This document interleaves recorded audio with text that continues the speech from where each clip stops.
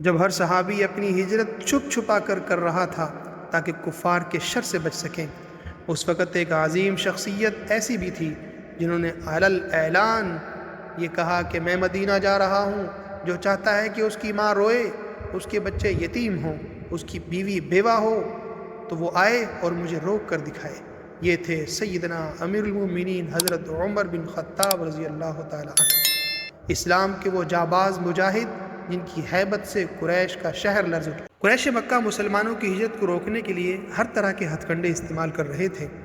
کوئی چھپ کے نکل رہا تھا، کوئی رات کی تاریکی میں، کوئی کسی بہانے سے، مگر حضرت عمر رضی اللہ تعالیٰ عنہ نے فیصلہ کیا کہ وہ اس سفر کو پوشیدہ نہیں رکھیں گے۔ آپ نے اپنی تلوار کمر سے لگائی، تیر ہاتھ میں لیے، نیزہ ساتھ لیا اور خانہ کعبہ پہنچے۔ قریش کی بڑی مجلس بیٹھی تھی۔ عمر رضی اللہ تعالیٰ عنہ نے کعبہ کا طواف کیا، مقام ابراہیم پر 2 رکعت نماز ادا کی اور پھر بلند آواز میں فرمایا، میں مدینہ کی طرف ہجرت کر رہا ہوں۔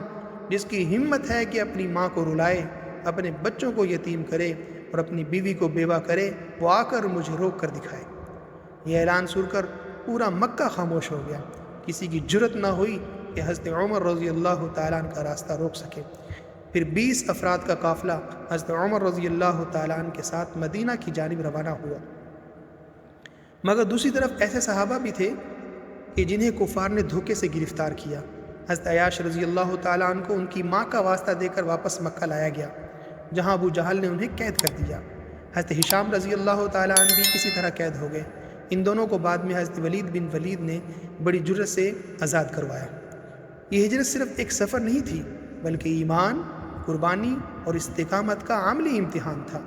ایک طرف حضرت عمر رضی اللہ تعالیٰ عنہ کا اعلان تھا جس نے قریش کو لرزا دیا، اور دوسری طرف وہ مظلوم صحابہ تھے جو اپنی جانوں پر کھیل کر ایمان پر قائم رہے۔ بیعت عقبہ کبریٰ کے چند مہینوں بعد مکہ تقریباً خالی ہو گیا تھا۔ صرف رسول اللہ صلی اللہ علیہ وسلم اور سیدنا صدیق اکبر رضی اللہ تعالیٰ عنہ اور حضرت علی المرتضیٰ رضی اللہ تعالیٰ عنہ باقی رہ گئے۔ اب تاریخ اسلام کا سب سے عظیم لمحہ قریب تھا۔ رسول اللہ صلی اللہ علیہ وسلم ہجرت مدینہ کی تیاری فرما رہے تھے۔